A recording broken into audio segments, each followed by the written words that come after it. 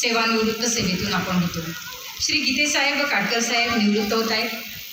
त्यांना सेवापूर्ती शुभेच्छा देण्यासाठी बुलढाण्याचे सुपुत्र माननीय पोलीस अधीक्षक श्री सुनील कडासने यांना मी या ठिकाणी आमंत्रित करते. झालेली आहे.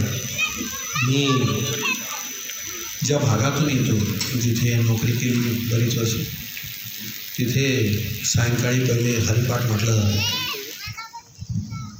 मी सांगतो की देवाची दारी उभा क्षण भरी केली मुक्ती चारी साधी येल्या. एका संताचा सेंड ऑफ आहे आमचे गीतेसाहेब. आता तेणीची पसाय तुम्हा संतांचे मी पाय ओळ घेन अभिप्राय गीतेचे मी गीतेत म्हणून देवाची दारी उभा क्षणभरी तेणे मुक्ती चारी साधी येल्या. हरिमुखे म्हणा हरिमुखे म्हणा पुण्याची गणना कोण करे. आसोनी संसारी जीवे वेगू करी वेदशास्त्र बाह्या सदा ज्ञानदेव म्हणे व्यासच एक म्हणे द्वारकेच्या राणे पांडवाने. असा सुंदर हरिपाठ ज्ञानेश्वर माऊलींनी तुमच्या आमच्यासाठी तुम्हाला आम्हाला अध्यात्म शिकवण्यासाठी आणि गीतेचा सार सांगण्यासाठी ज्ञानेश्वर माऊलींनी आपल्यासाठी हरिपाठ ठेवला. आम्ही पसायदान दिलं. या मी तर म्हणतो की पसायदान जगामध्ये जर सगळ्यात सुंदर शांतीचं भक्तीचं आणि मुक्तीचं गीत असेल जगामध्ये तर ते पसायदान आहे. या पसायदानाच्या माध्यमातून आम्ही एकमेकासाठी जगायला शिकावं अशी माऊलीची अपेक्षा आहे. आणि आमच्या पोलीस खात्याला तोच नियम दिलेला आहे की तुम्ही लोकांसाठी जगायचं आहे. सदरक्षण आहे खलनिग्रहण आहे. हे जी ब्रीफ देऊन शपथ देऊन प्रत्येक कर्मचाऱ्यापासून स्टाफ पोलीस कॉन्स्टेबलपासून ते DG-पर्यंत हे कर्तव्य करण्याची अपेक्षा शासनाने जनतेने आणि मला वाटतं परमात्म्याने पण ठेवलेली आहे. तर आम्ही सगळे नशीबवान आहोत. जेवढे पोलीस आहेत आम्ही नशीबवान आहोत की त्यागाची भूमिका घेऊन लोकांची सेवा, महिलांचं अबलांचं रक्षण, लहान मुलांचं रक्षण, वृद्धांना आधार आणि समाजाच्या जानमालची सेवा आणि सुरक्षा हे जे ब्रीफ ज्याला मिळालेला आहे तो निश्चितच परमेश्वराने निवडून ठेवलेला आहे आणि तो पोलीस आहे. म्हणून मला आज खूप आनंदाची गोष्ट आहे की या ठिकाणी काटकर साहेब आहेत, आमचे गीते साहेब आहेत, ॲडिशनल SP आहेत, माझी पत्नी आहे, गायकवाड वहिनी आहेत, मृत्युंजय आहे, आमची माऊली काटकर साहेबांची आई आहे, माझी पत्नी आहे आणि इतर मान्यवर आहेत. समोर काटकर साहेबांना गीते साहेबांना ओळखणारे, त्यांच्यावर प्रेम करणारे. नाही तर ही वेळ म्हणजे मला असं वाटतं की या काळामध्ये इतकी लोक येतात हा तुमच्या प्रेमाचा ठेवा आहे. खरी गोष्ट ही आहे. कारण की तुकाराम महाराज सांगायचे की तुकाराम महाराजांना खूप लोक भेटायला यायचे, महाराज प्रबोधन करायचे. म्हणजे असा सच्चा माणूस सगळ्या जगाने आजपर्यंत बघितला आहे. जगाच्या पाठीवर पृथ्वीवर जगद्गुरूंसारखा संत झाला. किती धर्म झाले, किती धर्मसंस्थापक झाले, पण तो तुकारामासारखा तुकाराम झाला नाही. तुका तुक राम से, रामाची तुलना केली आहे तुकारामाची. तुका तुक राम से दो रूप एक अंग. प्रभू रामचंद्रांनी सीतेला मातेला आणायला पूल बांधला. युद्ध झालं, रावणाशी रक्तपात झाला आणि स्वतःच्या पत्नीला आणायला रामचंद्रांनी तो पूल बांधला वानरांच्या साह्याने. त्याच्यामध्ये कुठेतरी स्वार्थ होता. इथे कुठेतरी स्वार्थ होता, इथे राजकारण होतं. परंतु तुकाराम महाराजांनी जे पूल बांधले, अभंगाचे पूल, भक्तांना भावसागरातून तरुण जाण्यासाठी, परमेश्वर आणि अध्यात्म प्राप्त होण्यासाठी जे पूल बांधले तुकारामांनी, म्हणून तुकारामांचं जे स्थान आहे ते निश्चित रामा एवढं मोठं आहे. म्हणून म्हणतात की तुका तुक राम से दो रूप एक अंग. तुका तुक राम से दो रूप एक अंग. उनका सेतू, तो लंकेचा सेतू आता भंग पावला आहे, आता मोडकळीस आलेला आहे. उनका सेतू भंग गया, इनका सेतू अभंग. हा अभंगाचं पूल आहे. आणि त्यांची वाणी तुकाराम महाराजांची, असं गीते साहेब बोलतात, मला आठवतं, म्हणजे मला आठवण येते तुकाराम महाराजांची की अशी वाणी असलेली माणसं खूप कमी आहेत. तुकाराम महाराजांची कविता जी होती ती प्रासादिक होती. म्हणजे भारतीय काव्य समीक्षेचं असा समज आहे की कविता 3 गोष्टींनी जन्म घेतले: प्रयत्न, प्रतिभा आणि प्रसाद. त्याती महाराजांची कविता ही प्रासादिक होती. म्हणायचे की प्रसादाची वाणी वदतो उत्तरे, नाही मतांतरे जोडी येली. अश्रुत हे प्रासादिक, कृपा भीक स्वामीची, आणि तुका होऊन निराळा, अक्षरा अक्षरा वेगळा, पाहे निगमकळा, बोले विठ्ठल प्रसादे. असा तुकारामाचा वसा घेतलेले आमचे गीते साहेब, काटकर साहेब. मला खूप आनंद होतो इथे की यायला मिळालं. थोडी मला घाई आहे, परंतु काही गोष्टी मी सांगेन की पोलिसाचं जीवनच तसं आहे. आता इतकी वर्ष कष्ट केलं, मला वाटतं तुम्ही 39 वर्ष केली आणि तुम्ही 30 वर्ष. 30 वर्ष म्हणजे अर्धा लाईफ पोलीसमध्ये दिलेला आहे. 40 वर्षामध्ये किती मोठं आयुष्य पोलीससाठी दिलेलं आहे या लोकांनी. हे हा जो त्याग आहे पोलिसाला, लोकांना फक्त पोलिसांचं ग्लॅमर दिसतं, युनिफॉर्म दिसतो, ते स्टार दिसतात, अशोक स्तंभ दिसतात, आणि हा भ्रष्ट आहे, हा मुजोर आहे, हा उर्मट आहे, किंवा याला भावना नाहीत. जसं कसाई रोज रक्त पाहून पाहून कसायचं डोळ्याची नजर भरून जाते, तसं रोज दुःख पाहून पोलिसाची नजर भरून जाते असं समजतात. परंतु मी तुम्हाला एक गोष्ट दाव्याने सांगतो की जी सुरक्षा आहे, जो समाज सुरू आहे, तो पोलिसांच्या संवेदनशीलतेवर सुरू आहे. आम्ही हे काम करतो याचा आम्हाला अभिमान आहे, आणि आम्ही स्वतःला नशीबवान समजतो की देवानी परमेश्वराने पोलीस म्हणून आम्हाला निवडलेलं आहे. म्हणून म्हणतात की आमचंही दुःख बघायला शिका. आता ही मंडळी घरी चालली आहे म्हणजे यांचं लाईफ नवीन सुरू होणार आहे. परंतु जी नोकरी करणारे पोलीस आहेत त्यांचं दुःख जाणून घेण्याचा एक सुंदर शेर आहे बशीर बद्रचा. तो म्हणतात की तुम्ही आम्हाला फक्त डोळ्यांनी बघतात, आमच्या अंतःकरणामध्ये उतरून बघा, आमची दुःख काय तुम्हाला समजतील. म्हणतात की आँखों में रहा दिल में उतर कर नहीं देखा, आँखों में रहा दिल में उतर कर नहीं देखा, कश्ती के मुसाफिर ने समंदर नहीं देखा. आँखों में रहा दिल में उतर कर नहीं देखा, कश्ती के मुसाफिर ने समंदर नहीं देखा. घरी पोलीसला कधी वेळेवर यायला मिळत नाही, रात्र बेरात्र मुलांना बापही दिसत नाही. म्हणतात की बेवक्त घर पे लौटा, बेवक्त घर पे लौटा, सब चौक देखा चालू है कैमरा. मुझे कोई विरासत में मिले, मुझे कोई विरासत में मिले, तुमने मेरा काटा जरा बिस्तर नहीं देखा. ही पोलिसाची स्टोरी आम्हाला. पण या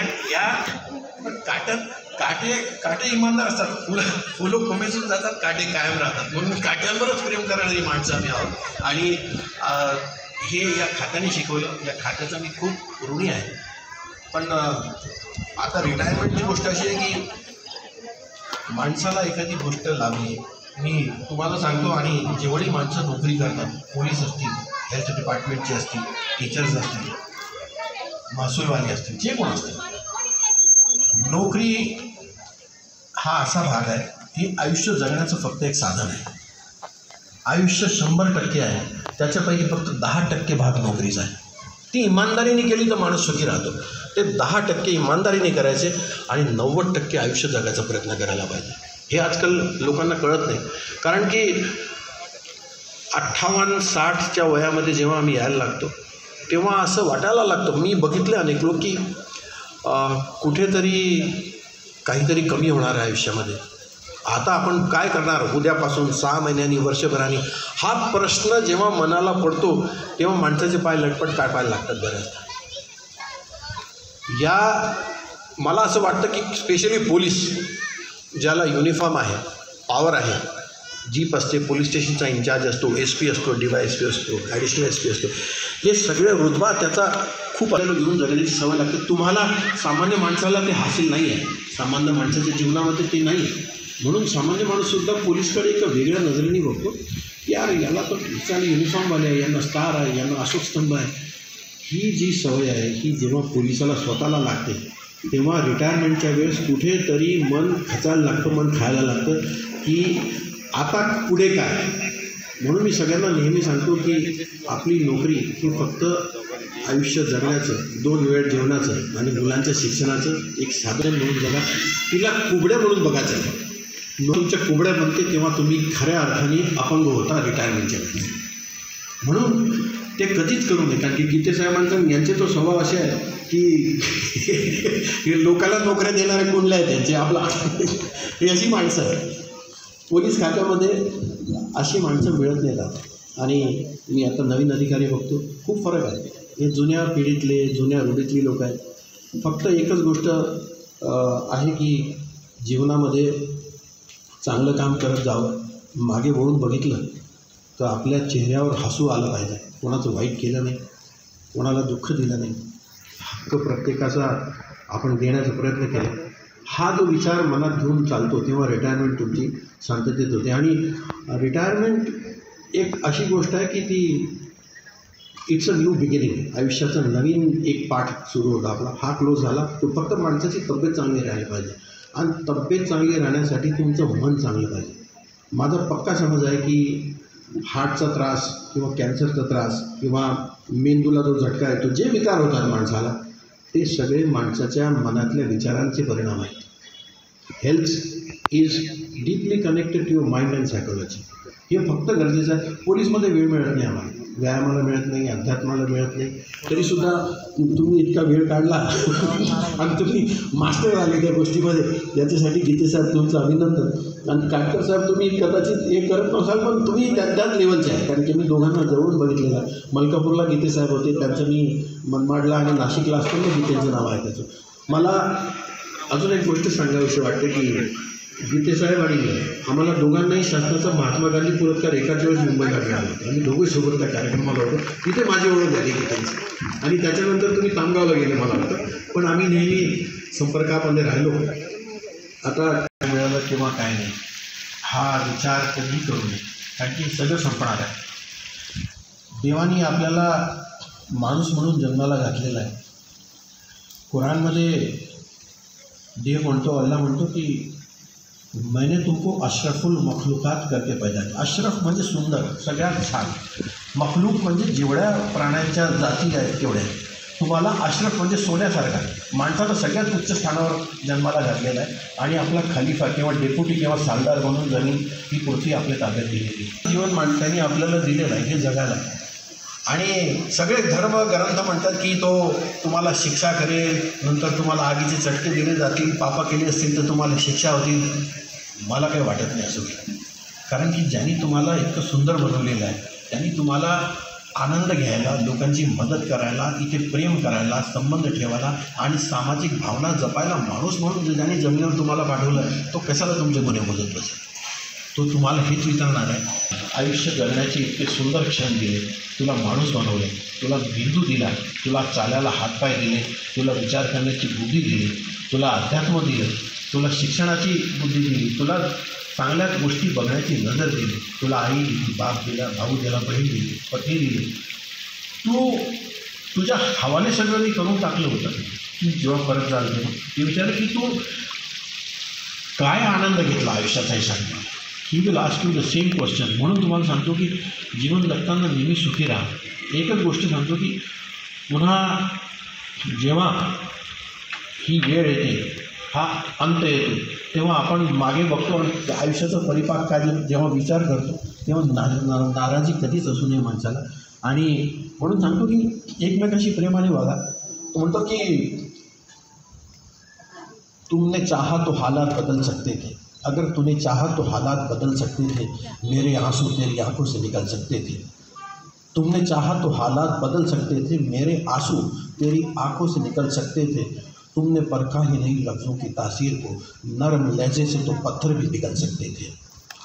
नरम लहजे से तो पत्थर भी पिघल सकते थे और तुम तो ठहरे ही रहे झील की पाणी की तरह. बंद तलावासारखे राहिले तुम्ही असा हिरा राहिले ज्याला कधी सूर्याचा प्रकाशच लागला नाही, बंद पेटीमध्येच राहिले. तुम्ही असं फूल राहिले की ज्यांनी कधी आपला सुगंधच कोणाला दिला नाही. तुम्ही असं फूल राहिले ज्यांनी आपला रंगच कोणाला दाखवला नाही. तू असं झाड झालास की ज्याचं फळच कोणी खाऊ शकलं नाही. काय अर्थ आहे अशा आयुष्याने? तुमने चाहा ही नहीं हालात बदल सकते थे, मेरे आंसू तेरी आंखों से निकल सकते थे. तुमने परखा ही नहीं लफ्ज़ों की तासीर को, नर्म लफ्ज़े से तो पत्थर भी पिघल सकते थे. और तुम तो ठहरे ही रहे झील की पानी की तरह, दरिया होते तो कहीं दूर निकल सकते थे. ही असं आयुष्य जगलं तर मजा आहे आता. पण आणि मला स्पष्ट मी खरोखर सांगतो की हे दोन माणसं असंच आयुष्य जगले. काटकर साहेबांना किती बोलायचं, छोट्या मोठ्या गोष्टी घडायच्या. आता महामुलीचा माझा विषय चालला होता की काय काय गोष्टी घडल्या गेल्या 6-8 महिन्यामध्ये.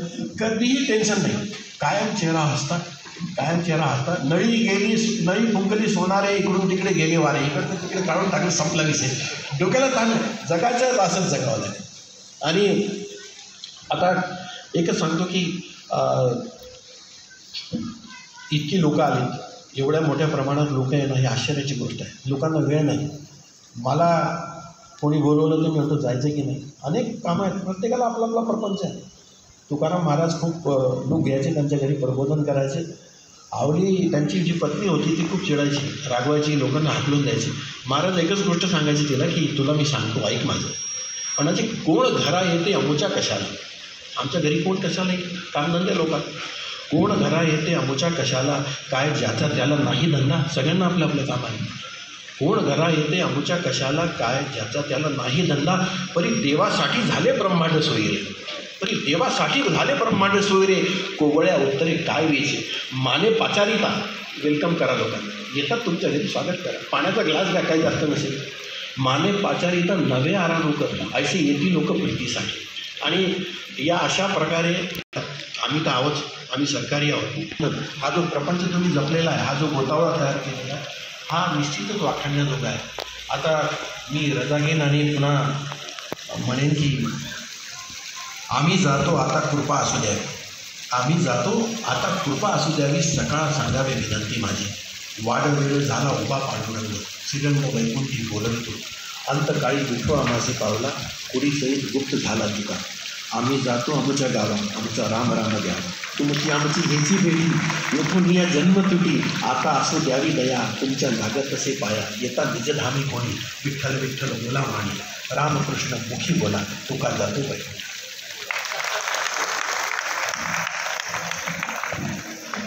नक्की पोलीस निरीक्षक श्री गीते आणि श्री काटकर साहेबांच्या सोहळ्यात आपले पोलीस अधीक्षक बोलत होते असं वाटत नव्हतं. हा सोहळा संत साहित्य, वारकरी संप्रदाय आणि त्याचबरोबर सर्वांगानी स्पर्श करणारा हा सोहळा होता. अतिशय सुंदर, मंत्रमुग्ध करणारे विचार आपण या ठिकाणी ऐकले. नव्हे ते जगण्याचं सत्य त्यांनी आपल्याला सांगितलं. धन्यवाद सर. यानंतर आपण समोर जो केक ठेवलेला आहे तो केक कापणार आहोत.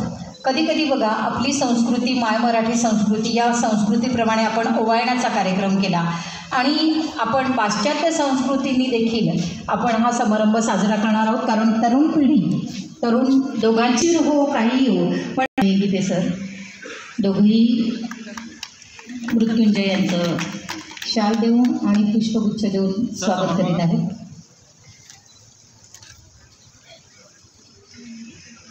आणि यानंतर दोघंही चांगली माणसं मिळाली आहेत, त्यासाठी खरोखर कृतकृत्य व्हावंसं वाटतं. आणि आपण बुलढाणेकर खरोखरच सुखी आहोत की असे पोलीस अधिकारी आपल्याला लाभलेले आहेत. राजेश राजगुरे आपलं गाणं सादर करावं या ठिकाणी.